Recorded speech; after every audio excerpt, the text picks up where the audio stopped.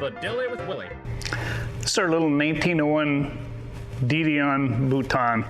It's a French design, was assembled in New York, and just kind of a really unique little car.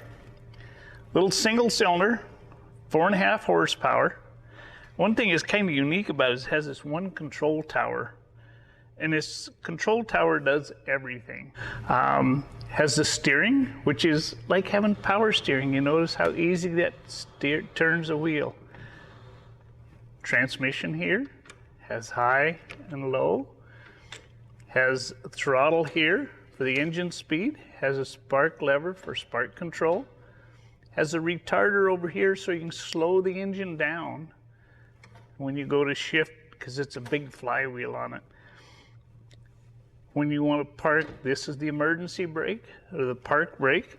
Releases down here, it will let it up. It has a foot brake here and an exhaust cutout down there. So it's kind of a unique little car. Now, one thing that's interesting, we always like to say that there's nothing new today in the automobile. And one of the things that's always kind of funny is when you think about the people today that are building street rods, they always want to have a Jaguar or a Corvette rear differential. So it has independent rear suspension. This car has that. So this is the differential, which is fixed to the frame.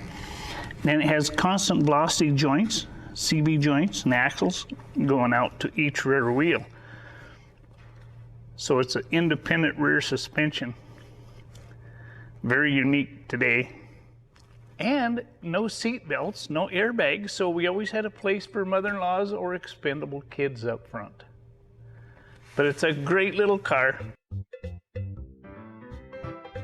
And that's the Dilly with Willy. Visit the Fountainhead Antique Auto Museum featuring historic cars and fashion. Quite simply, second to none.